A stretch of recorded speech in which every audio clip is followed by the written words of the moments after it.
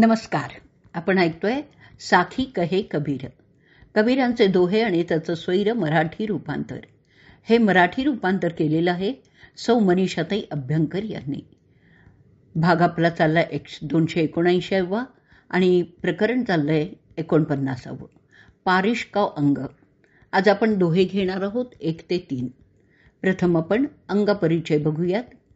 वस्तू पारखली की त्या वस्तूचं वास्तविक रूप समोर येतं आणि त्या वस्तूची खरी ओळखही होते. पारख केली नाही की त्याच वस्तूचे विपरीत ज्ञान होतं. त्यामुळे कोणतीही गोष्ट स्वीकार करताना कान डोळे उघडे ठेवणं आवश्यक आहे.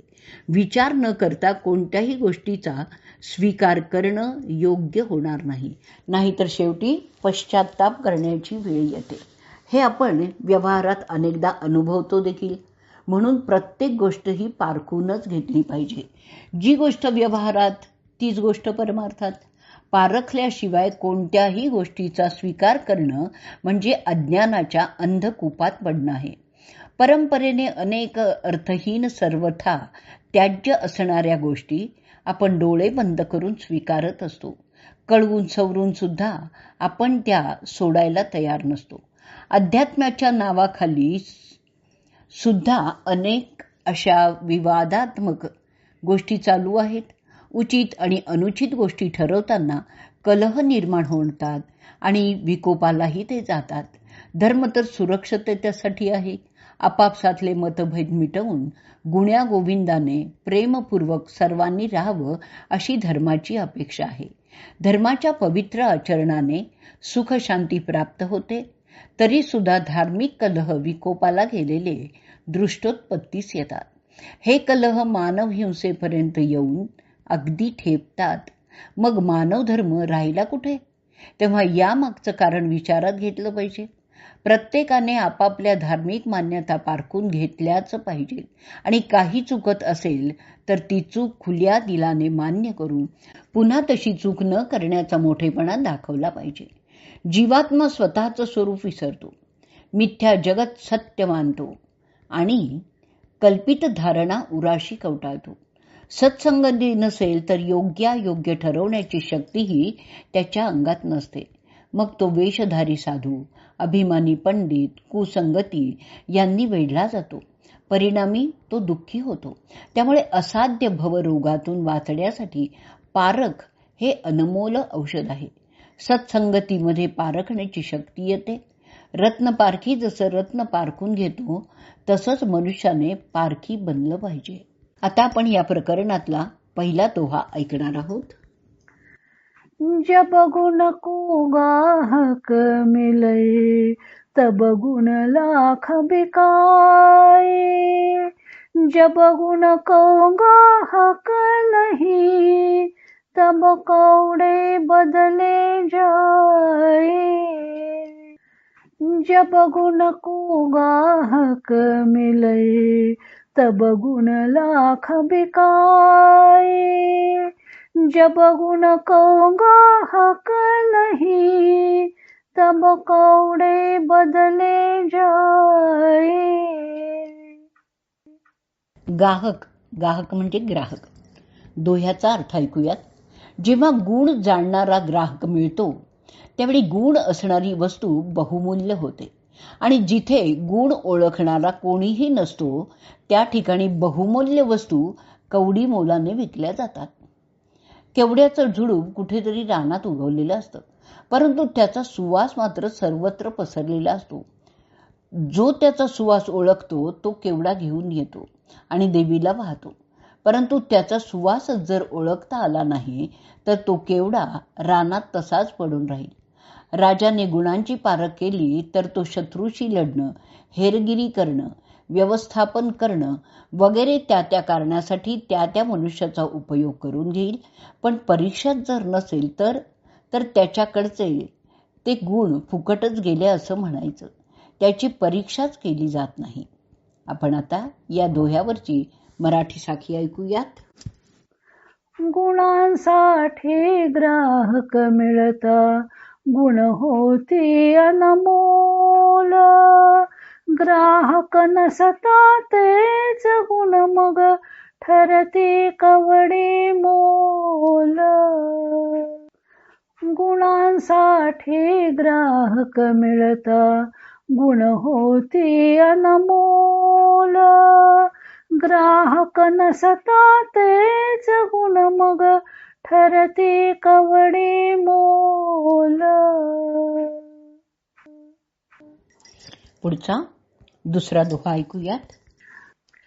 कबीर लहरी समंद के मोती बिखरे आए.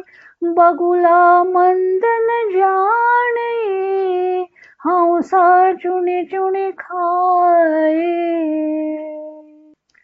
कबीर लहरी समंद के मोती बिखरे आए. बगुला मंदन जाने हंसा चुनी चुनी खाए. समंद, समंद म्हणजे समुद्र. दोह्याचा अर्थ ऐकूयात. कबीर म्हणतात की समुद्राची एक लाट आली आणि सर्व मोती विखुरले. मूर्ख बगळा त्यांचे मूल्य समजू शकला नाही, पण हंसांनी मात्र ते मोती निवडून निवडून खाल्ले. कबीरांनी इथे पारखी आणि अपारखी यांच्यासाठी हंस आणि बगळा अशी दोन उदाहरणं प्रस्तुत केलेली आहेत. हंस पारख करण्यात चतुर असतो. नीरक्षीर विवेकासाठी तर तो प्रसिद्धच आहे. दुधात पाणी मिसळलं असलं तरी हंसाशिवाय इतरांना ते वेगळं करता येत नाही. हंस हा थंड प्रदेशात राहणारा पक्षी आहे.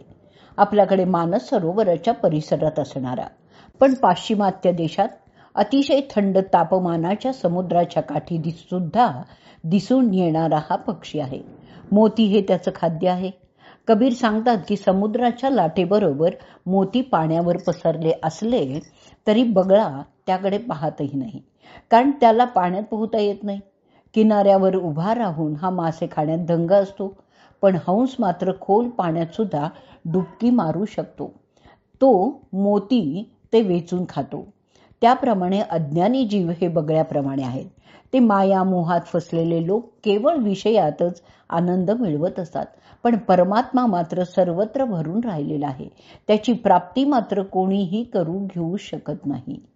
ती प्राप्ती करून घेणारे मुक्तात्मा विरळच असतात. आता आपण या दोह्यावरची मराठी साखी ऐकूयात. समुद्राच्या लाटे संगे मोती जाती पसरून. बकास त्यांची किंमत नाही हंस खाई निवडून. समुद्राच्या लाटे संगे मोती जाती पसरून. बकास त्यांची किंमत नाही हंस खाई निवडून.